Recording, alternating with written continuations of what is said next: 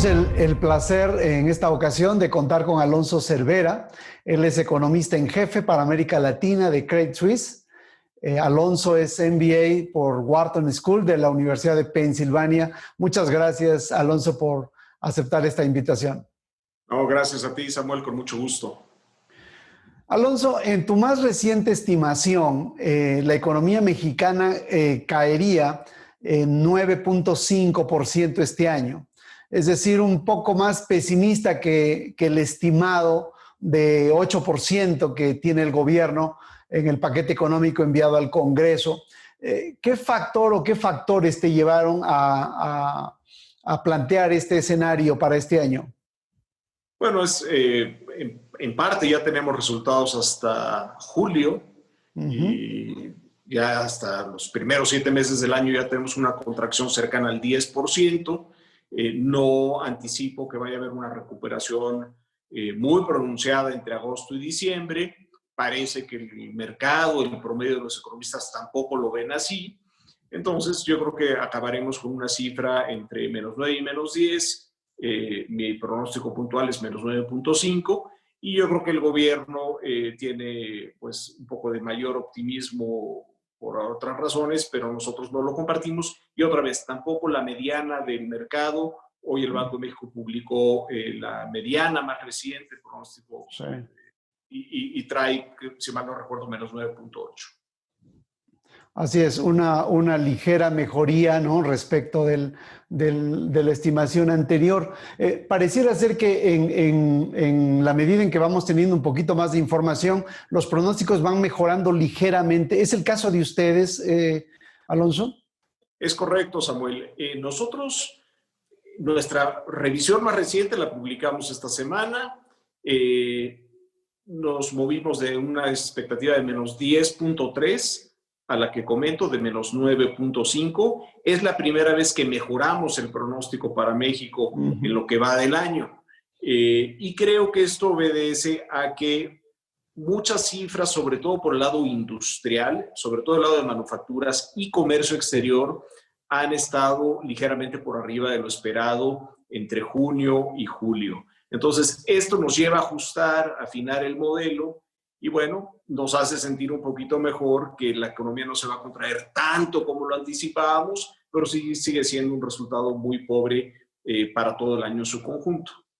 De acuerdo. Ahora, hacia el próximo año, tu pronóstico es menos optimista que el del gobierno. Esperas 3.2% de recuperación para la economía, mientras que Hacienda está esperando un brinco de 4.6%, basado en el efecto rebote, supongo, y en las exportaciones, y también un optimismo, yo diría, muy marcado sobre el comportamiento de la pandemia. ¿Cuál es tu impresión sobre esto, Alonso?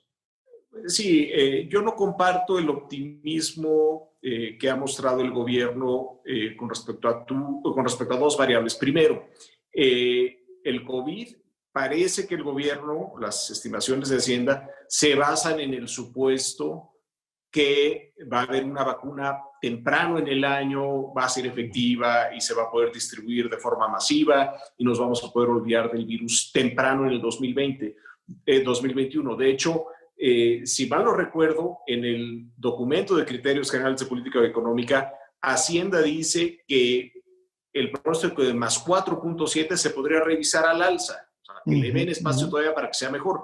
Yo no comparto ese optimismo con respecto a la vacuna y tampoco comparto el optimismo con respecto a los beneficios del TEMEC en la economía mexicana. Qué bueno que haya un TEMEC, qué bueno que estemos integrados con Estados Unidos, pero dado el estado de la economía mundial, dada la rentabilidad de las empresas, el exceso de capacidad instalada, no veo que vaya a haber una urgencia de parte de muchas empresas por venir a instalarse a México, al menos en el 2021. Es decir, ves que hay un optimismo, pues quizá desbordado de parte del gobierno en su perspectiva de recuperación para el próximo año.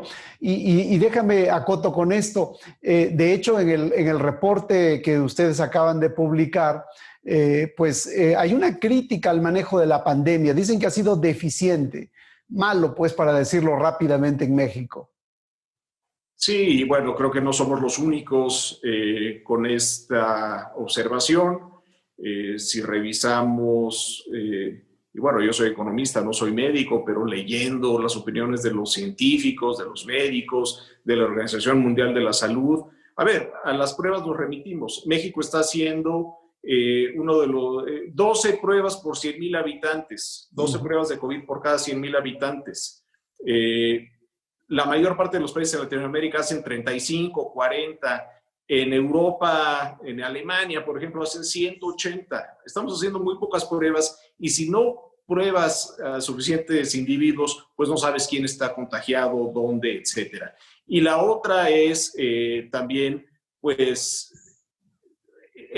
la infraestructura de salud en México ha sido muy pobre. Eso también nos pesa y por ahí yo creo que ha fallado también por el lado de la ejecución del gasto en salud a la hora de abordar la pandemia. Entonces hacemos pocas pruebas, el 40% de las pruebas están saliendo positivas cuando el lineamiento de las autoridades de salud a nivel mundial es que con 5% que salgan positivas y es de preocuparse. En México es 8 veces más que esto, entonces otra vez es nuestra lectura desde el escritorio de un economista, pero yo creo que es ampliamente compartida por muchos otros profesionistas.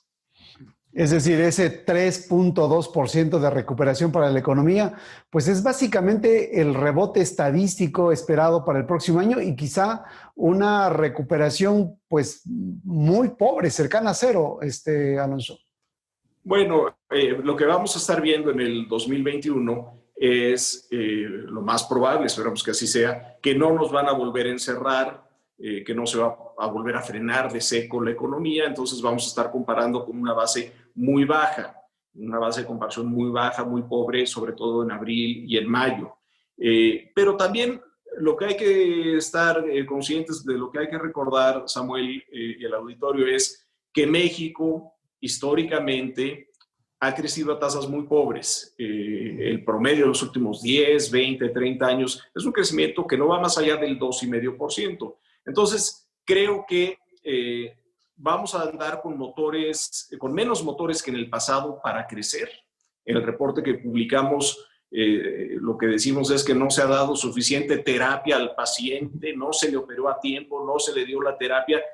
La economía mexicana va a estar cojeando, va a batallar para crecer. Tal vez el buen año va a ser 2021 si hay la vacuna y tenemos este rebote, pero de más allá de mediano plazo, creo que le van a faltar piezas al motor para poder igualar lo que logramos conseguir en las últimas décadas, que ya de por sí fue un crecimiento pobre. Vayamos por partes para ir haciendo digestión de todo este diagnóstico que tú tienes, Alonso. La manufactura en Estados Unidos se ha recuperado, digamos, de manera importante en los últimos meses. ¿La ves vigorosa como para jalar a las exportaciones mexicanas, que quizás es el único motor que está, digamos, sosteniendo e impulsando la economía mexicana? Han sido vigorosas hasta ahora las exportaciones mexicanas una vez que reabrieron, gracias al dinamismo de la demanda externa, gracias al dinamismo del sector manufacturero, como tú bien apuntas, allá en Estados Unidos. Nuestro escenario central es que la economía americana se va a recuperar en 2021, serán de los primeros en tener la vacuna y habrá un estímulo fiscal, muy probablemente, ya sea que gane Trump o gane Biden. Entonces, Estados Unidos nos va a seguir jalando. Y en parte por esa expectativa es que vemos que la economía mexicana se siga recuperando. Nos gustaría estar mucho más diversificados, nos gustaría contar mucho más de 5 o 4 sectores que estamos bien integrados con Estados Unidos, temas de electrónicos, autos, camiones, autopartes, ahí nos va muy bien, pero son pocos sectores y ojalá estuviéramos más diversificados por el tema sectorial y también por el tema geográfico. Pero yo creo que parte del pronóstico de la recuperación que vemos para México hacia adelante sí tiene que ver con una economía estadounidense sana y que nos va a seguir jalando, ¿no? Déjame, me voy a la parte de la inversión. La inversión pues se desplomó, la inversión privada se desplomó en el segundo trimestre de este año. más allá de un 37%, una caída brutal que nos llevó a niveles pues, de hace 24 años. Digamos, el TEMEC, Alonso, el TEMEC es realmente un motor para la inversión. Ya nos hablaste algo del TEMEC, pero en materia de inversión, ¿ves que el TEMEC realmente será un motor para la inversión en México? No va a ser un gran motor. Qué bueno que existe el TEMEC. Sí nos va a ayudar en el margen. Va a ser, digamos, como cuando vas en el avión, que si tienes el viento de frente o el viento de cola, este va a ser un viento de cola. En algo nos va a ayudar a crecer un poquito más, pero la realidad es que la inversión extranjera que viene a nuestro país no va más allá del 3% del PIB en un buen año. Entonces, sigue siendo pequeña como porcentaje del total. Creo que parte de la inversión extranjera que pueda llegar gracias al TEMEC, pues probablemente vaya a compensar una inversión local que esté más deprimida, empresarios, empresas mexicanas que no quieran apostar en México y que quieran apostar más fuera de México o simplemente guardar su dinero. Entonces, qué bueno que existe el TEMEC, pero no nos va a mover mucho la aguja, digamos, a la hora de medir el crecimiento. En tu reporte, en el reporte que acaban de publicar, dices textualmente, y lo voy a leer, persisten las tensiones entre la élite empresarial y el gobierno, lo que se traducirá en débiles inversiones hacia el futuro, hablando de la inversión. Es decir, toda esta narrativa que hemos visto en los últimos meses y años ya, pues está pasando factura ahora, Alonso. Sí, y yo creo que ya lo estamos viendo con las cifras, tú mencionaste hace unos minutos, el desplome de la inversión en el segundo trimestre. La realidad es que no es el primer trimestre en el que vemos una caída. Ya la inversión fija bruta total en la economía ha venido cayendo desde el cierre del 2018, si mal no recuerdo, y yo creo que en parte tiene que ver con algo que no es inventar el hilo negro, simplemente reconocer que hay tensiones, que hay desencuentros entre el gobierno, entre la élite empresarial, digamos, en México. Hay algunas decisiones que no han gustado. Se han tardado mucho en cocinar este acuerdo de infraestructura. Nos lo vienen prometiendo desde hace tiempo y no se ha podido concretar. En fin, yo creo que eso eventualmente va a seguir redundando en una inversión, en niveles de inversión insuficientes para permitir que esta economía crezca a tasas mucho más altas. El consumo, que es el otro gran factor del lado de la demanda, pues está moviéndose muy lentamente en este ciclo de recuperación, como lo hemos venido observando, obviamente por un deterioro del mercado laboral y por una reapertura digamos, lenta de la economía, especialmente en el sector de los servicios. ¿Qué tanto pesará este factor en la recuperación de la economía hacia el próximo año, Alonso? Yo creo que va a pesar. El consumo privado viene representando como 2/3 partes del Producto Interno Bruto, 2/3 partes de la economía, es el principal componente del PIB. Y como tú bien apuntas, ¿qué le está pegando al consumo? Primero, pues el deterioro en la situación del empleo en el país, más de 2 millones de empleos formales perdidos desde el inicio de la pandemia, más otros tantos en la economía informal.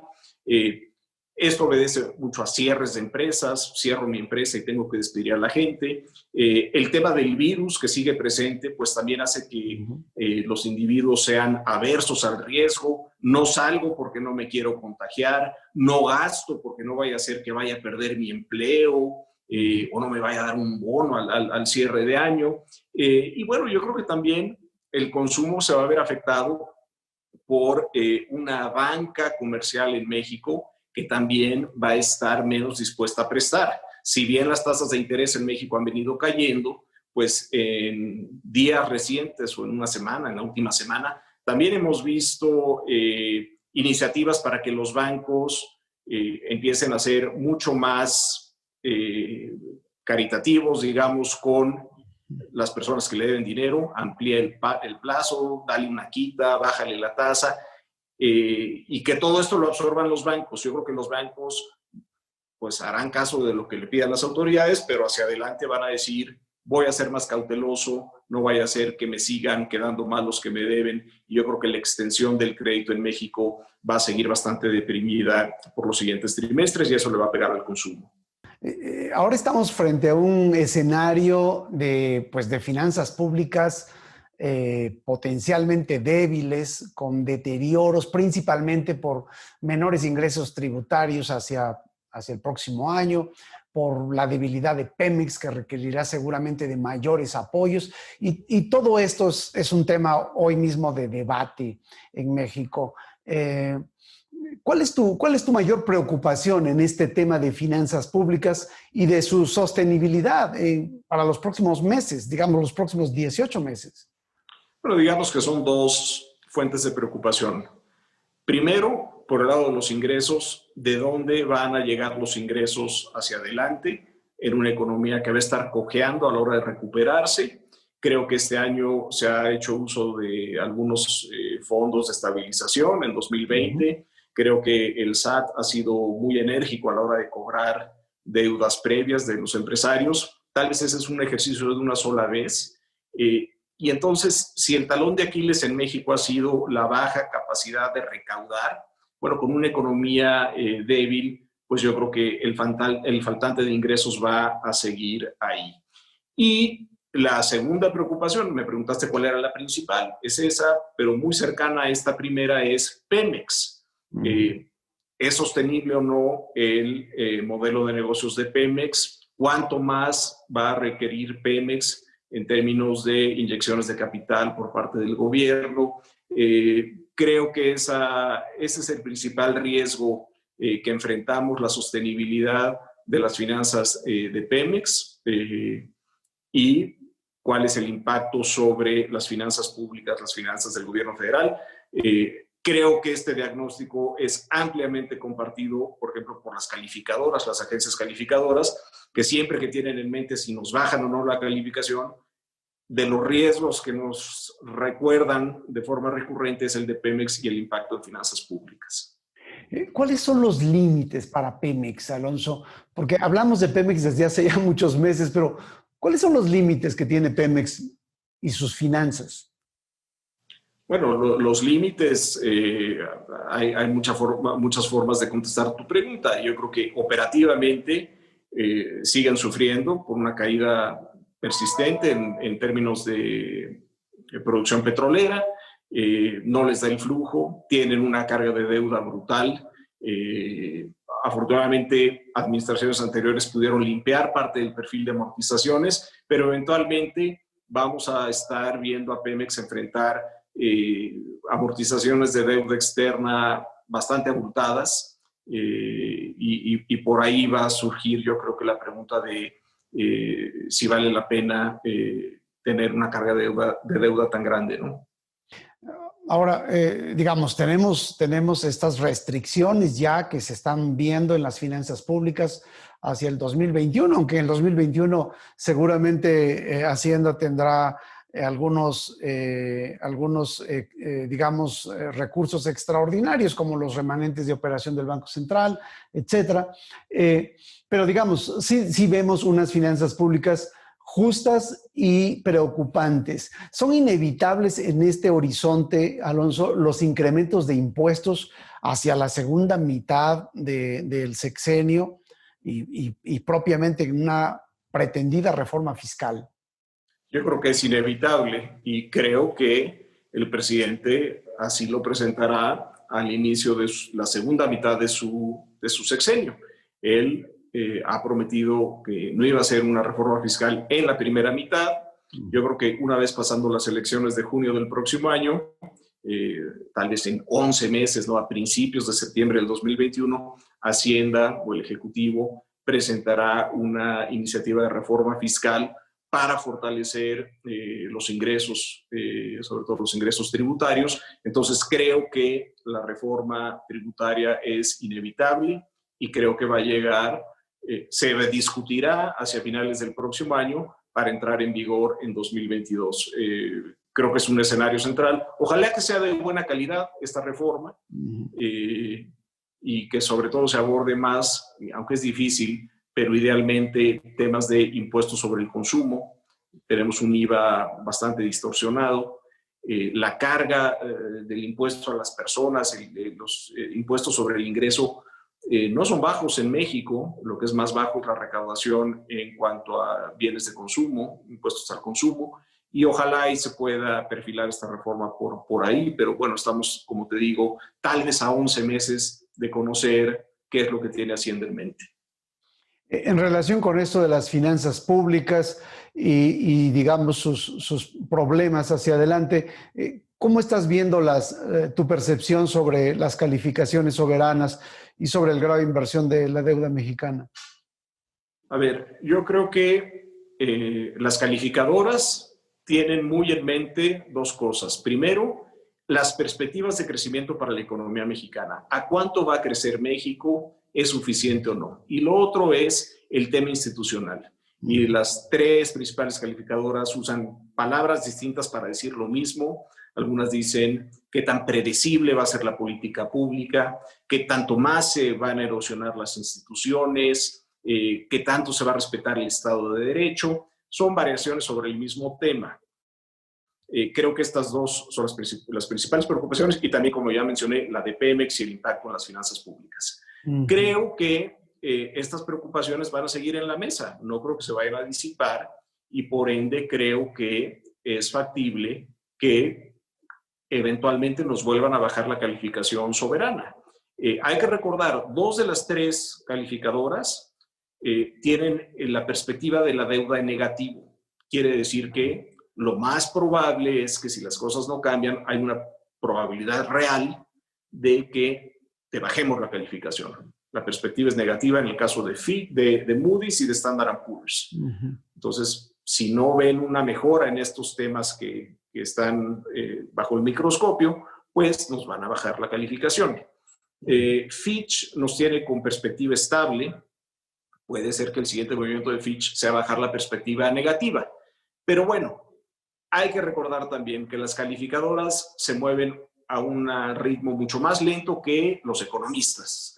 Las calificadoras no están revisando las calificaciones de forma recurrente. La última vez que lo hicieron en el caso de México fue en marzo y en abril de este año.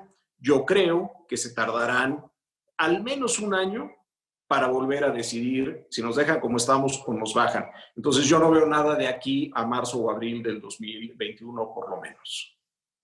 Digamos, una reforma fiscal hacia la segunda mitad del 2021 quizás sea un buen factor que considerarían las calificadoras para, digamos, por lo menos mantener la calificación en donde está, ¿o tú lo tienes descartado?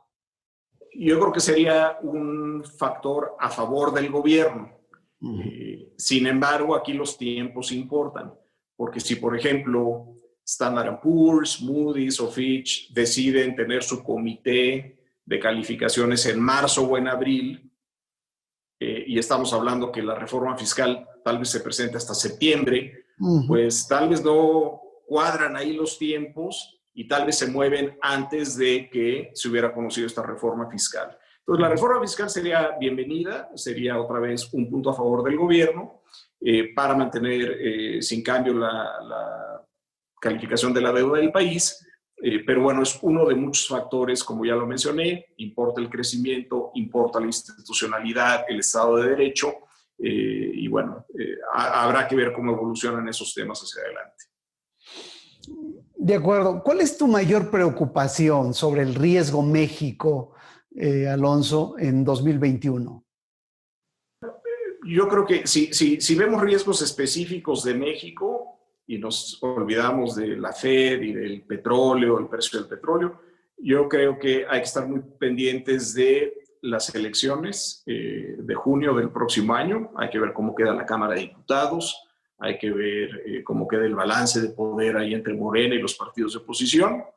Este es un elemento que vamos a estar monitoreando muy de cerca. El otro, pues sigue siendo Pemex, porque mes con mes hay mucha atención en cuanto a cuál fue la producción trimestre con trimestre, cómo estuvieron los resultados, y otra vez creo que ese es el riesgo central que enfrentamos en el país.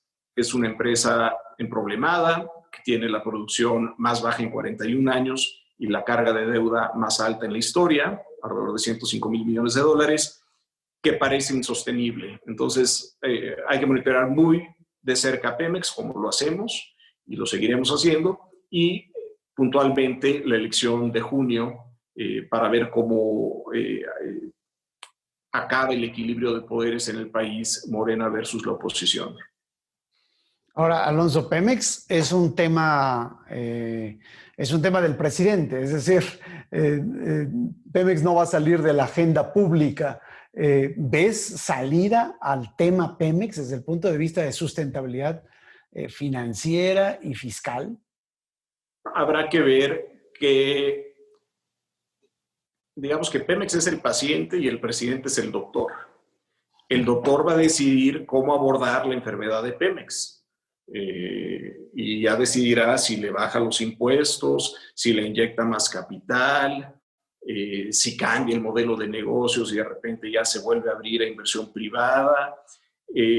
Pero digamos que es el paciente más delicado en el hospital y creo que el presidente tiene mucho interés en que el paciente sobreviva y va a tener él en lo personal y a su gente viendo cuál es la mejor forma de atenderlo para mantenerlo vivo. Si hay recursos suficientes para atender a ese paciente, hay el hospital adecuado, los medicamentos adecuados, el timing es el adecuado. Es decir, ¿están las condiciones dadas para que el paciente se recupere? Bueno, lo puedes ponerle al paciente un cóctel para mantenerlo vivo. No sé, no soy médico, pero lo que hemos visto hasta ahora es no se ha escatimado en los recursos que se le está dirigiendo a Pemex y sí se han escatimado los recursos a otras áreas, incluyendo la salud de los mexicanos. Entonces, mientras haya ingresos, el presidente y el gobierno tendrán la capacidad o la habilidad de redirigirlos conforme considere conveniente. Entonces, recursos habrán y creo que otra vez este va a ser un tema central, va a seguir siendo un tema central. Lo que ayuda hasta ahora es que ha habido apetito por riesgo para mercados emergentes, que los inversionistas quieren tomar riesgos, no ven a Pemex tan riesgoso porque pues hay que poner el dinero a trabajar, pero cuando las cosas cambien en ese sentido, puede que hayan mucho más ojos viendo la dinámica interna de Pemex entre los participantes del mercado. Y para terminar exactamente sobre esto, Alonso, y te agradezco mucho tu tiempo, México es una carta más en los portafolios de inversión globales. ¿Cuál es el atractivo de México? ¿Cuál dirías tú que es el atractivo de México frente a los competidores de América Latina y de los mercados emergentes en general? Muy brevemente, hay, digamos que de dos sopas. El atractivo en el mercado accionario o el atractivo en el mercado de renta fija. El atractivo en el mercado accionario, la Bolsa Mexicana de Valores, ese se ha venido perdiendo en el tiempo por poco crecimiento, pocas colocaciones públicas, una caída en la liquidez. Por ahí Brasil nos ha comido mucho más el mandado. Entonces, hemos perdido atractivo en el lado del mercado accionario. Donde seguimos siendo sumamente atractivos. ¿Y cuál es el atractivo? Pues que pagamos unas tasas muy altas. Cuando platico con fondos de inversión ubicados en Estados Unidos o en Europa, me dicen, yo estoy feliz con que México me pague el 4 o el 5 o el 6%. Canadá, Estados Unidos me pagan el 0, así no le puedo ofrecer algo atractivo a mi ahorrador. Entonces, seguimos pagando unas tasas relativamente altas a nivel mundial en un país donde el Banco Central mantiene una credibilidad muy alta y en un país donde el común denominador en los últimos 20 meses es la austeridad fiscal. La austeridad fiscal tal vez la critiquemos aquí internamente por los temas de salud, por los temas de salud económica, pero para el que no vive aquí, lo que más quiere es austeridad fiscal porque significan finanzas públicas sanas, menor probabilidad de una baja en la calificación de la deuda, en fin, por eso lo aplauden y por eso seguimos siendo atractivos. La combinación de tasas relativamente altas, un banco central creíble, inflación controlada y finanzas públicas relativamente sanas o sanas comparadas con el resto del mundo, porque la austeridad fiscal es el primer mandamiento, ¿no? Bueno, pues quizá un atractivo algo costoso, pero bueno, se está pagando ese costo del atractivo de México por este lado de los portafolios. Te agradezco muchísimo, Alonso, tu tiempo para con nosotros. Gracias a ti, Samuel, por la invitación. Muchas gracias.